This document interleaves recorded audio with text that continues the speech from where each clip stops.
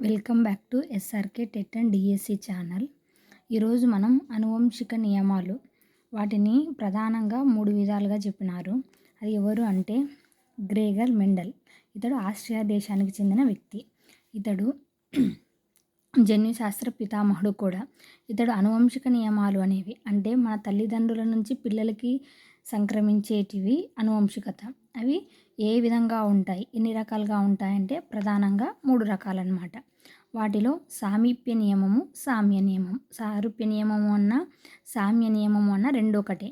అంటే తల్లిదండ్రుల లక్షణాలు సంపూర్తిగా తమ పిల్లలకు సంక్రమించడమే సారూప్య నియమము లేదా సామ్య నియమం చెప్పవచ్చు. అంటే తల్లిదండ్రులకు ఉన్నటువంటి లక్షణాలు అవి శారీరకంగా కానీ మానసికంగా కానీ ఉన్నవి యాజ్ ఇట్ ఈజ్గా అలాగే పిల్లలకి వస్తే అది సారూప్య నియమం.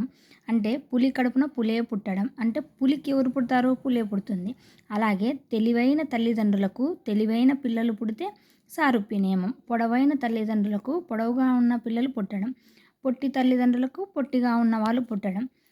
ఇంకా మనకి చెప్పాలంటే సూపర్ స్టార్, ఒక హీరో సూపర్ స్టార్ ఉంటారు కదా, అతడి కొడుకు కూడా తర్వాత సూపర్ స్టార్ అవుతే అతడికి ఏమున్నట్లు.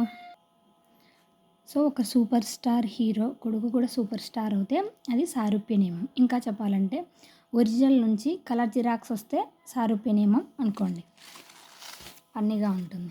నెక్స్ట్ ప్రతిగమన లేదా తిరోగమన నియమం. అంటే ఇది ఆపోజిట్, క్వైట్ ఆపోజిట్ అనమాట. తల్లిదండ్రుల లక్షణాలు పూర్తి విరుద్ధమైన లక్షణాలు కలిగిన పిల్లలు పుట్టడాన్ని ప్రతిగమన నియమంగా చెప్పవచ్చు.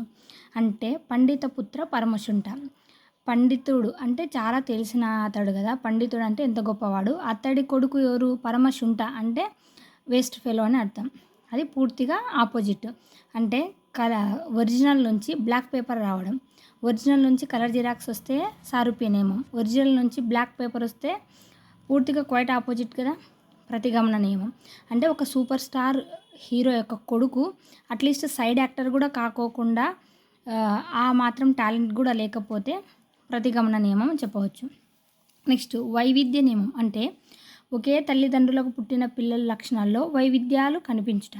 అంటే కొన్ని సారూప్యంగా ఉంటాయి, కొన్ని ప్రతిగమనంగా ఉంటాయి. అంటే ఇప్పుడు పొడవైన తల్లిదండ్రులకు 2 పిల్లలు ఉన్నారనుకోండి, ఒకరేమో పొడవుగా ఉంటారు, ఇంకొకరు పొట్టిగా ఉంటారు. సూపర్ స్టార్ హీరో ఉన్నారనుకోండి, అతడి కొడుకు సూపర్ స్టార్ కాలేకపోయినా అట్లీస్ట్ సైడ్ యాక్టర్ అన్న అవ్వడం. అంటే కొంచెం సిమిలారిటీ ఉంటుంది, కొంచెం ప్రతిగమనం అనేది ఉంటుంది. ఇప్పుడు ఒక ఒరిజినల్ నుంచి బ్లాక్ అండ్ వైట్ జిరాక్స్ రావడం, ఒరిజినల్ నుంచి కలర్ జిరాక్స్ వస్తే సారూప్య నియమం, ఒరిజినల్ నుంచి బ్లాక్ పేపర్ వస్తే ప్రతిగమన నియమం, ఒరిజినల్ నుంచి normal xerox black and white xerox వస్తే వైవిధ్య నియమం. సో ఇది మీ అందరికీ అర్థమైంది అనుకుంటా. అందరికీ ఈజీ వేలో అర్థం కావాలని ఫన్గా చెప్పాను. If you like it, like, share, subscribe. Thank you for watching my channel.